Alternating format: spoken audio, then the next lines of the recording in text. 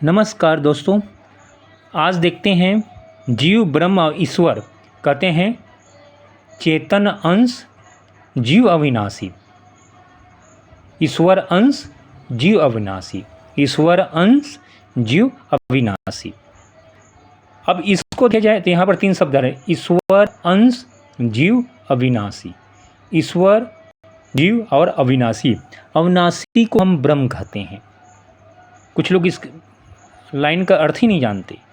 तो आज की वीडियो में देखते हैं कि ब्रह्म ईश्वर और जीव में क्या अंतर है। कुछ लोग ब्रह्म और ईश्वर को एक ही कहते हैं, एक ही चीज़ नहीं है। देखिए वीडियो में, देखो ब्रह्म क्या है, एक ही चेतन शक्ति है। एको ब्रह्म द्वितीयो नास्ति, ये परमात्मा के अतिरिक्त तो कुछ नहीं है। ठीक है, एक ही, वो हर चीज़ में वही है, लेकिन माया के गुण के कारण वो अलग अलग हमको दिखाई देता है। जैसे कि ब्रह्म माया क्या है, रजोगुण सतोगुण और तमोगुण। माया एक शक्ति है, प्रकृति शक्ति है, परमात्मा की प्रकृति शक्ति है माया। तो माया क्या है, रजोगुण सतोगुण और तमोगुण में 3 गुणात्मक सृष्टि है, 3 गुण में है। तो जो ब्रह्म होता है वो जब ये तीनों गुणों से परे होता है, यानी इसमें माया से परे होता है ये ब्रह्म, जिसमें ना रजो पाया जाता है ना सतो ना तमो, इसलिए इसको निर्गुण कहा जाता है, यानी तीनों गुण उसमें नहीं पाया जाता। तो अब ये ब्रह्म अवस्था में होता है, जो कि अलिमिट होता है, अखंड होता है, एक रस होता है, कोई सीमा नहीं, असीम है। तो अब ये ब्रह्म रूप में हो जाता है। लेकिन जब माया की सतोगुण की प्रधानता हो जाता है, यानी जिसमें 90% सतोगुण हो जाए और 10% रजो और तमो, तब इस माया में ये ब्रह्म प्रतिबिंब करने लगता है। तो चूंकि ये निर्मल है, सतोगुण की प्रधानता है, तो जो प्रतिबिंब बनता है वो ईश्वर कहलाता है। अब इसमें क्या है, ईश्वर हो जाने से इसमें 90% सतोगुण हो जाता है और 10% रजो और तमो। समझ में आया?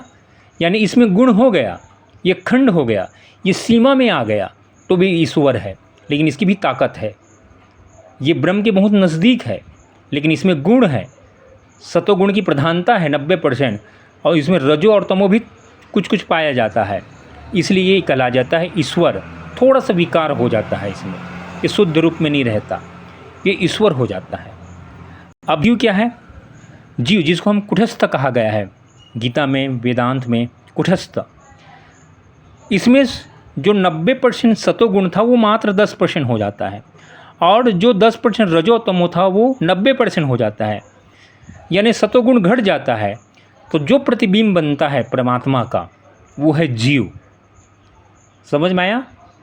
तो ये रजो तमोगुण सतोगुण के घटने बढ़ने के कारण एक ही ब्रह्म हमको 3 चीज़ में दिखाई देता है तो एक ही, ये माया के कारण। समझ में आया? तो दोस्तों ये है। तो कैसा लगा वीडियो? एक ही ब्रह्म तीनों में खेल रहा है, शुद्ध रूप में ब्रह्म है, और सतोगुण रूप प्रधानता में ईश्वर, और रजो तमो की प्रधानता में जीव।